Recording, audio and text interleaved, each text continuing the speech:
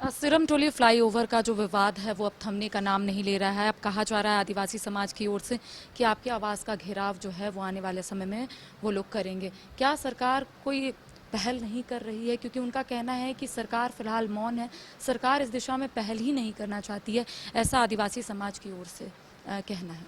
नहीं, वैसी नहीं है। देखिए, जब फ्लाईओवर का विरोध हुआ सरहुल से 2 महीना पूर्व, तो मैं और चमरालिंडा जी, आदरणीय मंत्री, हम लोग गए थे फ्लाईओवर।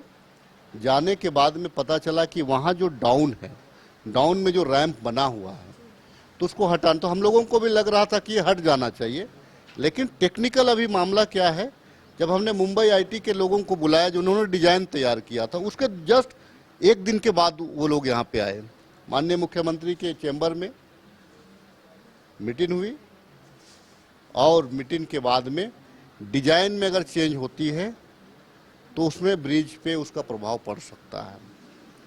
तो डिजाइन, एक मामला डिजाइन का हो गया।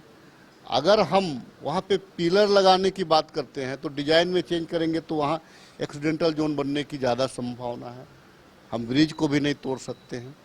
लेकिन एक सवाल जो है कि भाई प्रोसेसन जो निकलता है सरहुल का, वो प्रोसेसन रुके ना, स्मूथली आए।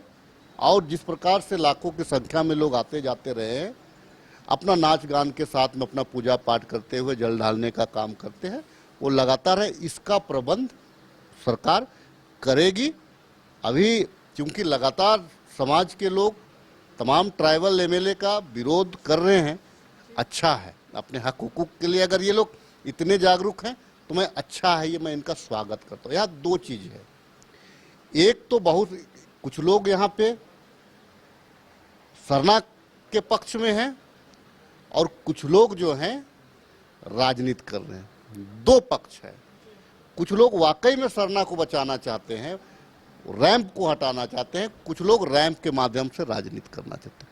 यहाँ पे 2 बिंदु। इसीलिए मैं इस बात को कह रहा हूँ। मैं इसमें भाजपा कांग्रेस वगैरह वगैरह नहीं देखता हूँ, जेएमएम आरजेडी नहीं देखता हूँ। लेकिन जिस प्रकार से बाबूलाल जी ट्वीट करते हैं, तो बाबूलाल जी ने तो कह दिया है कि भाई हम हिंदू हैं।